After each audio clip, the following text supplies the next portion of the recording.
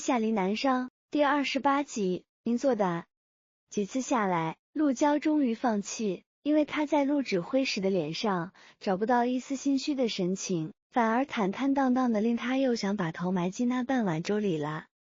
既然已经点破，陆一倒也没想象中那么难堪，毕竟第一次做饭，能入口已经能算非常有天赋了。只听他淡淡的应了声，拿起自己面前的那碗还没动过筷的海鲜粥，往陆娇手边一放，慢点喝，别急，不够，这儿还有。嗨，这下轮到陆娇死命咳嗽了。不用了，我吃饱了，真的，考核眼见就要开始了，他可不想成为第一个还没上场就被自家老爹拿盐咸死的好汉。也好，见陆娇不领情，陆一倒也不生气，他看着眼前这张和自己有3-4分相似的脸，酝酿了一会儿，正准备语重心长的好好宽慰他一番。凌娇听福伯说，你这2天，不料才开了个头，就被一声甜到发腻的嗓音给生生截断了。一哥哥，你在吗？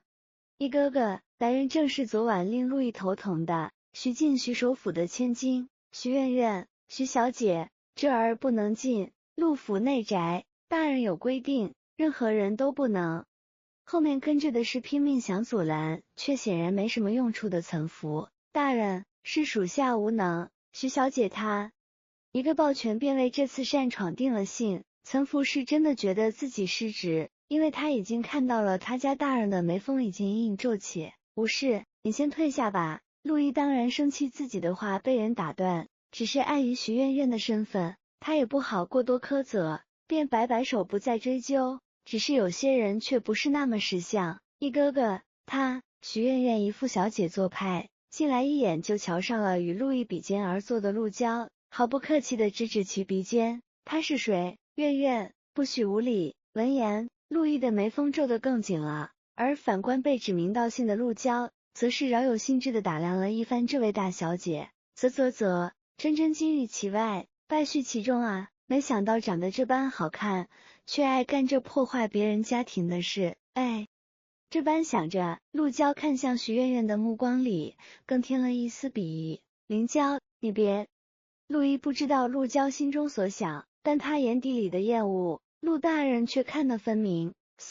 他当即就想侧身和旁边小人解释清楚，生怕他一个冲动得罪了首府，因此获罪。指挥使大人，我真的饱了，就先走了，不然去叫洗所又得迟到了。不料想给解释的人却丝毫不留机会给他，沉下脸来，那双亮得吓人的眼里跟没他这个人一样，收拾了碗筷就去了厨房。一哥哥，你答应爹爹带我走远了，还能听到徐苑苑矫揉造作的声音。陆娇自嘲地笑了笑，陆娇，你别傻了，没了娘亲，他过得照样很好，为你下厨也许只是一时心血来潮罢了。喂，听说了吗？咱这届考核换规矩了，再不用那杀一个留一个这么没人性的笔法了。哇，真的假的？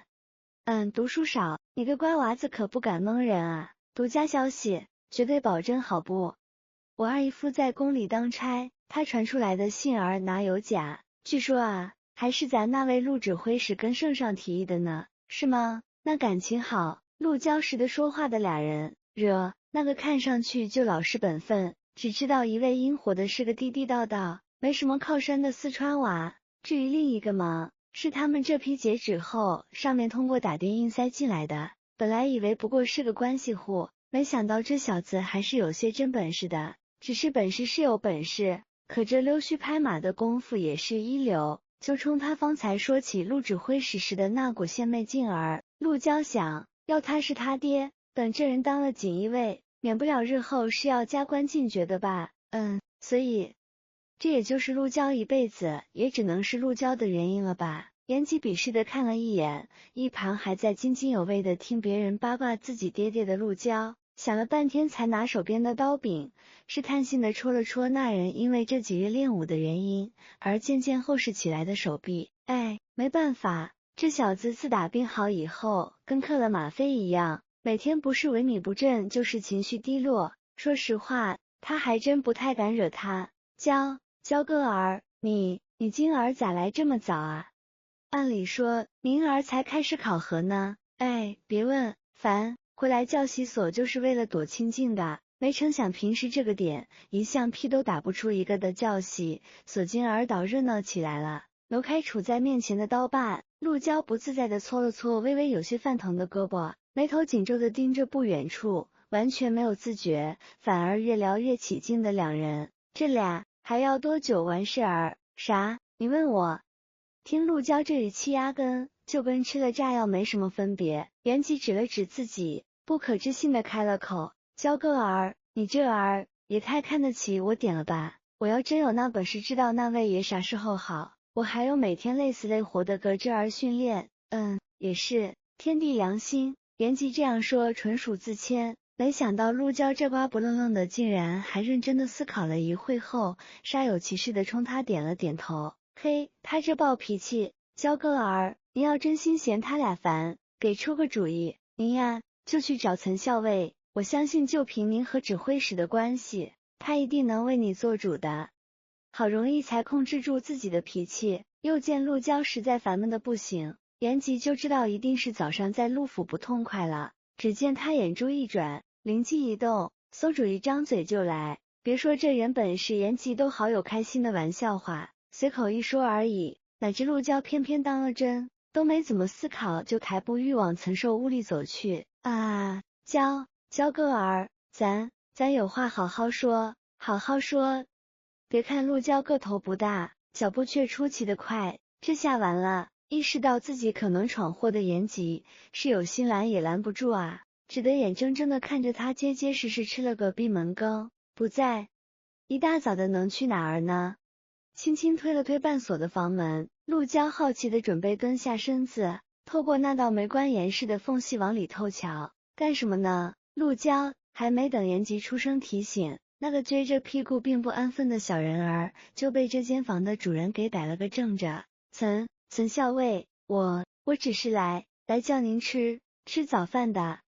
被人当场招包的感觉并不好，陆娇慌里慌张的转过身，正想向岑寿解释，没想到余光一瞥，却看见了岑寿身边站了个熟悉的人。袁婆婆，您怎么来了？像，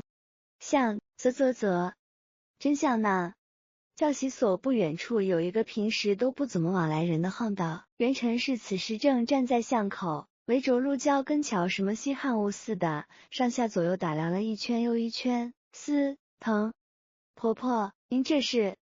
陆娇毫无防备的挨了袁晨是结结实实的一下，眼泪都快出来了，委屈的摸着隐隐泛红的痛处，两眼水汪汪的像集成西头一家老三新养的那条惹人怜爱的小狗仔，滴溜溜一刻不停的朝袁晨是身上瞟。陆娇怎么也想不明白，方才记他那声熟稔的称呼后，那个盯着他瞧了足足有10几秒的老妪，当着所里几十双眼睛，堂而皇之的拉着他来到这么一个僻静之地，再开枪会是这么一个动作。果然，遗传就是这么强大，就连剽悍这位老人也和囊倾向极了，是诚实。